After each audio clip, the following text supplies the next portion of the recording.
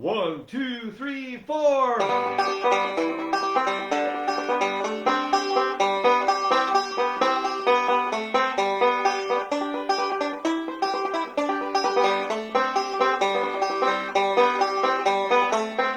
Well, Dooley was a good old man, he lived beyond the hill. Dooley had 2 daughters and a 40-gallon still. One gal worked the broiler, the other worked the spout, and Mama caught them bottles when old Dooley fetched them out. Dooley slipping up a holler, Dooley trying to make a dollar. Dooley, give me a swallow to pay you back someday.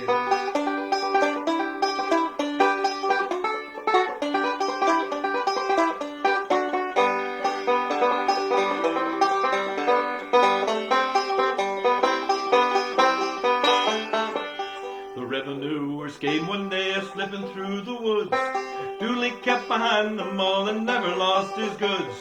Dooley was a trader, when into town he'd come.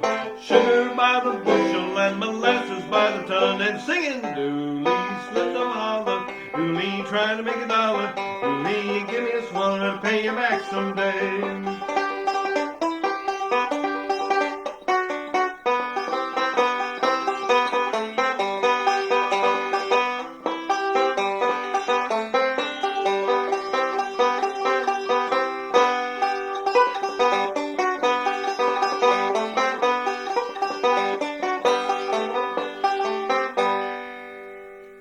I remember very well the day old Dooley died. The women folk looked sorry, and the men stood around and cried. Now Dooley's on the mountain, he's up there all alone. They put a jug beside him and a barrel for his hoe. Dooley slipped up a holler, Dooley trying to make a dollar. Dooley, give me a swallow and pay you back someday. Dooley slipped up a holler, Dooley trying to make a dollar. Dooley, give me a swallow to pay you back someday. And I'll pay you back someday. And I'll pay you back someday.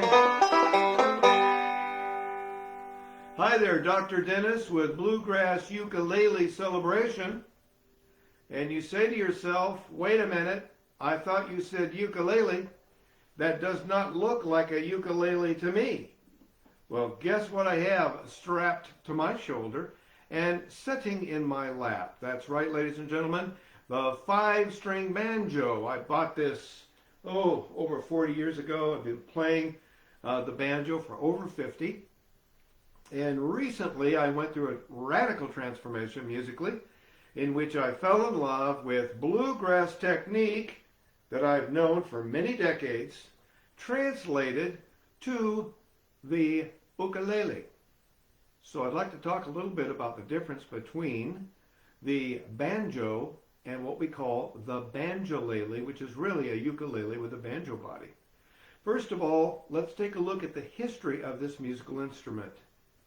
The 5-string banjo can trace its roots back to West Africa.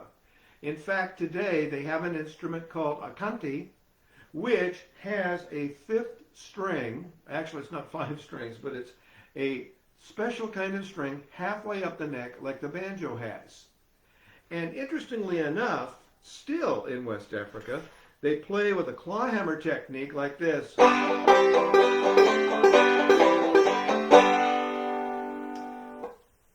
It was brought here in the memory of African Americans, and once they arrived in America, they constructed a gourd instrument with catgut for strings, and which they were able to play with, once again, this special kind of string halfway up the neck. This became called the banjar and evolved into the word banjo.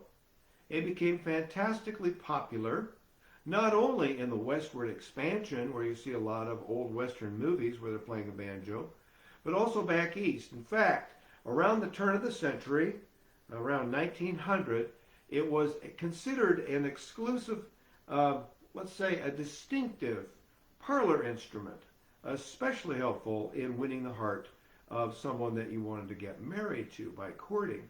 So people would go in the back room, the parlor, and they'd whip out the banjo, and many, many songs were written in order to encourage that kind of romantic connection.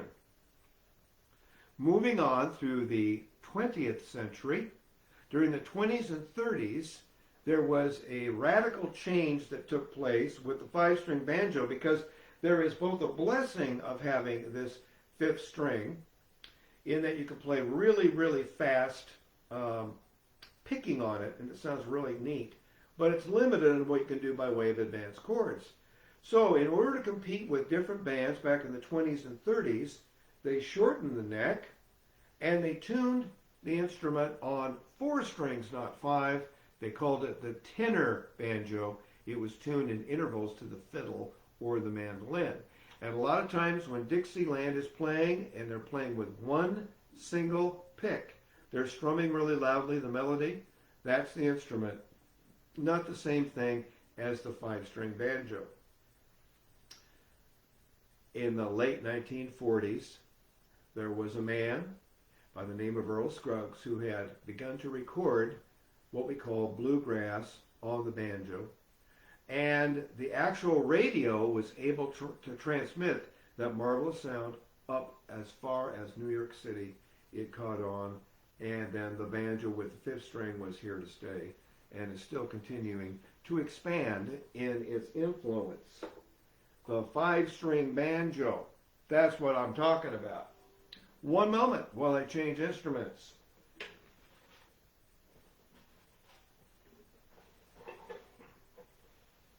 Just for your information, the five-string banjo with a resonator on it, the one I just put away, is an extremely physically heavy instrument. I bring now before you a ukulele that does not look like a ukulele. It has been called the banjolele, or it can be called a banjo-ukulele or a banjo-uke. What is the genesis of this instrument? Well, if you go back and look at some of the black and white films, before color was more the fashion in cinema, you'll find a lot of comedians playing a banjolele. What is a banjolele? The neck and the tuning of this instrument is, ready for the Latin, ipso facto. That means it is a fact. A ukulele. Listen to this. Oh yes, my dog has fleas. And I modified it because our tuning in bluegrass ukulele has been retuned into slack key. In the future I'll explain what that means, but that's really an open door to a lot of bluegrass. They took a miniature version of the pot or the drum for the banjo, and they put it on a ukulele. And it comes largely from a strum culture.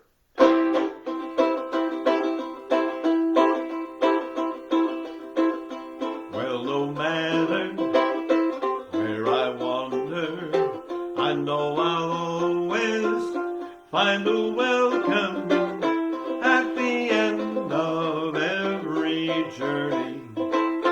There'll be friendly people waiting. I have driven open highway through the open Yukon Valley, and I've watched the rivers gently gliding. I wave my hand at friendly people.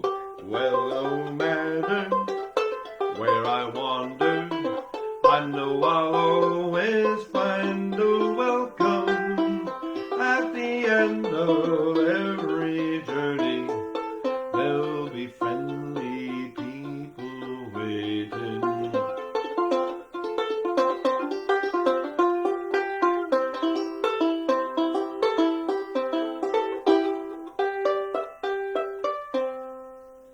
Well, I was strumming like you would hear back in those 1920, well actually 1930, 1940 films where a banjolele is put forward. But also I was doing a little bit of picking like bluegrass picking. So this little time we're spending together musically is asking the question, banjo or banjolele. Here's the point. If you want to be a purist banjo player, stick to the 5-string. If you play ukulele and you've always loved the sound of banjo, but you find it an intimidating instrument, join the club. I have an awful lot of people that are intimidated by the 5-string banjo. So the good news is this.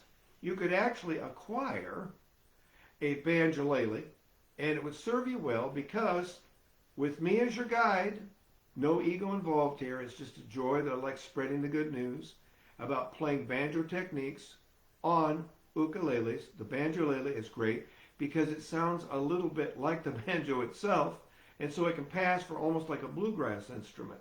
Listen to this one.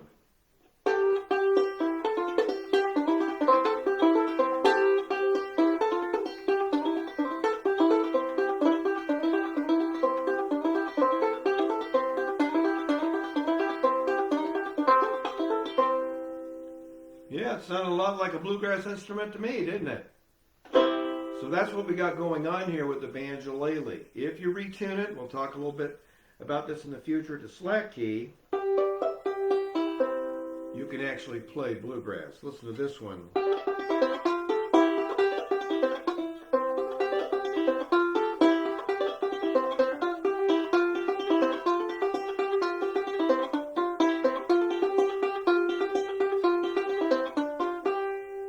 It's called Banjo in the Hollow. It was written by Doug Dillard of the Dillard Family Bluegrass Group. They performed in the 1960s on the Andy Griffith and Mayberry, playing the part of hillbillies. They were the ones that actually wrote the song I led with, Dooley slipping up a holler, Dooley trying to make a dollar. So here's where we are, my friends.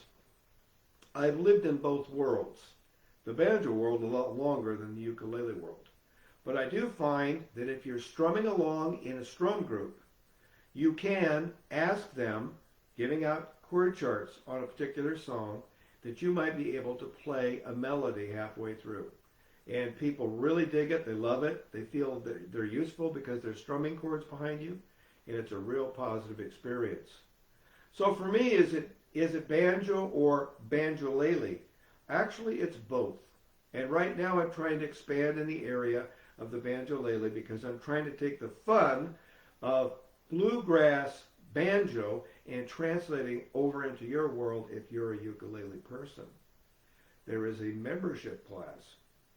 We have been promoting this across the nation. We have plans in place to promote this internationally.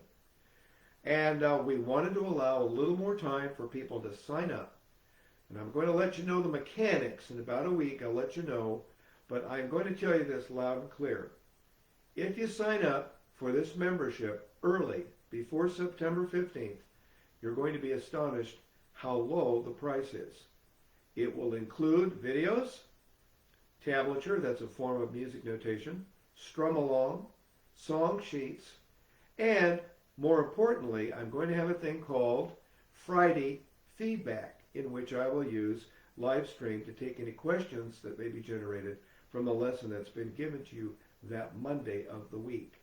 So Dr. Dennis, Bluegrass Ukulele Celebration, I'm excited. I think you're excited. And I look forward to giving you a little bit more information and finally the avenue by which you will be able to get involved in making this marvelous sound on your own.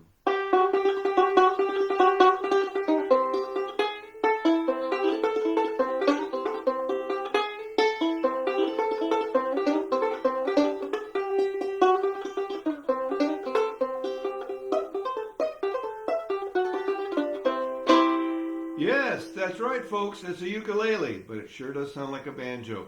We'll see you next time, my friends. Stay in touch.